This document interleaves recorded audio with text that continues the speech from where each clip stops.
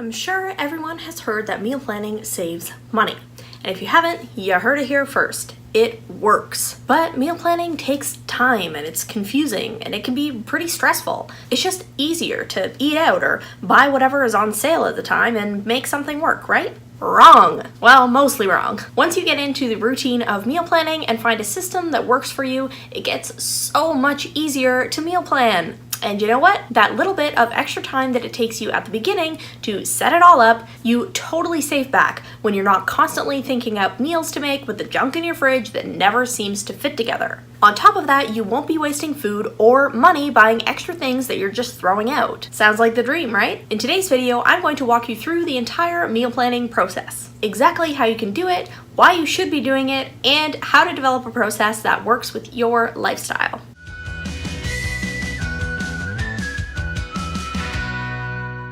Hello everyone, welcome back to the Ready Set Life YouTube channel. As always, my name is Brittany. I am a millennial financial coach who makes videos all about taking the fear out of finance so that you can get on with the rest of your life. Today, we're talking about food, specifically meal planning, which is a great tool I always recommend to my clients if they're not doing it already.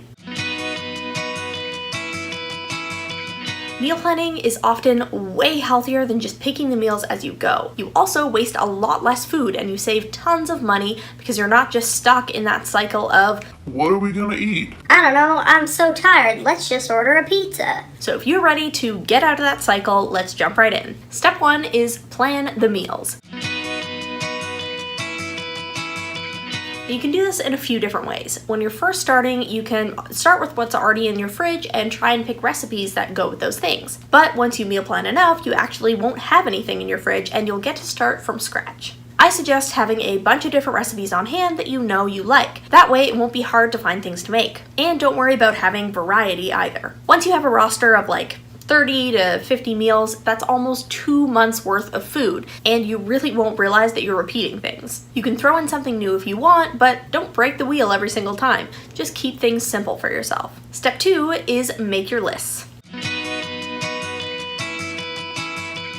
What I do is I meal plan with an app. I use the one called Mealime, but there are tons of different ones out there. And a big reason why I love using apps is because a lot of them basically make the list for you. Once I pick my meals from the app, it just aggregates all the ingredients that I need and provides me with a grocery list. It saves so much time. I have also done it the other way. If you have all your recipes in paper form, just take the ingredients and make a list for yourself. Go through each recipe and figure out what you need for each one, and then bulk up all the ingredients. For example, if you need 2 chicken breasts for one recipe and 4 for another, then you'll need 6 chicken breasts in total. Once you have your list, price it out.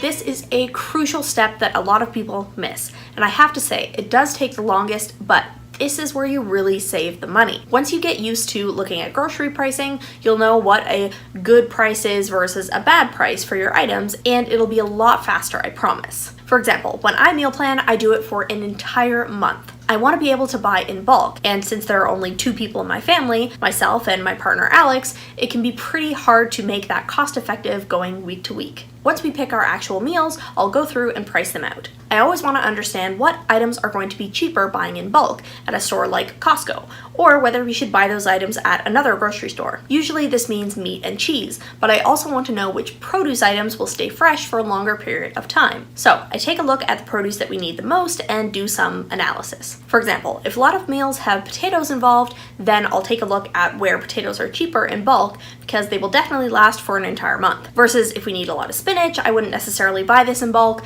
because it would be bad in a week and it wouldn't be worth it. You don't have to price out every single thing, but it is important to figure out which items are going to be cheaper buying in bulk. Costco or other bulk stores can be pretty tricky. A lot of their items are actually more expensive than the regular stores, especially if you don't need a lot of the item. Sometimes it's not worth it to get the bulk size because you're just going to waste it, and you should actually be checking prices from those stores and your local grocery store, because sometimes buying in bulk from a grocery store is better than buying from a big bulk store. Once you've figured out which items you're going to purchase in bulk, you can move on to step number 4. Step number 4 is organize your food.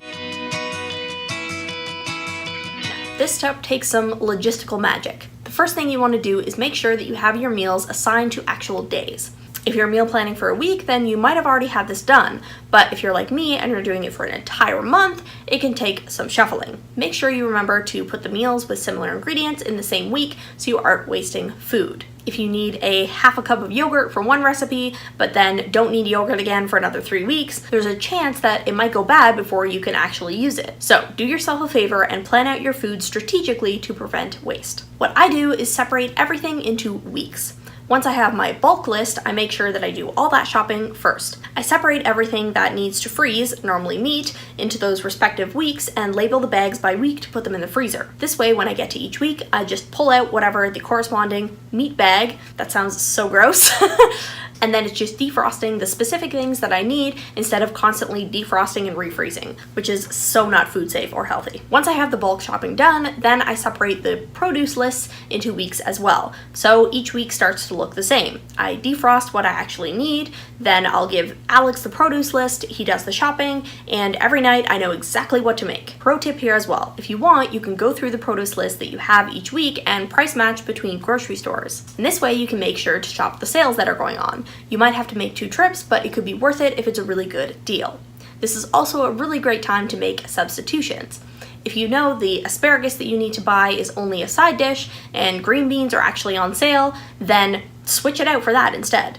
The point of the meal plan is to give you direction, but you don't have to stick perfectly to every single thing if you don't want to. Step number 5 is cooking. Now, as I mentioned before, in the organizing step, you basically want to make it as easy as possible for yourself to make the meals. Make sure that you're always taking out the correct frozen portion and pick a consistent day to shop on so you know that you always have the ingredients you need on hand. After that, it's super easy. All that work that you just did planning out all the items, especially if you're planning for a longer period of time, like a month, it's all worth it because you never have to think or worry about it until the next month. I'd say it takes some practice. And yes, it's time that you need to take out of your day, but just block some time off on a Sunday afternoon and do it. You will be totally glad that you did. And that's it for my meal planning advice today. If you are interested in seeing exactly what I do for my meal planning, subscribe to this channel, because next Thursday I'm going to be releasing another video that's going to be a little more vlog style and take you through my specific process and how I actually personally implement all of the strategies that I just talked about here. Until then, I am wishing you great financial health. Bye! You can go through the produce list. If your would go bad for a week and it wouldn't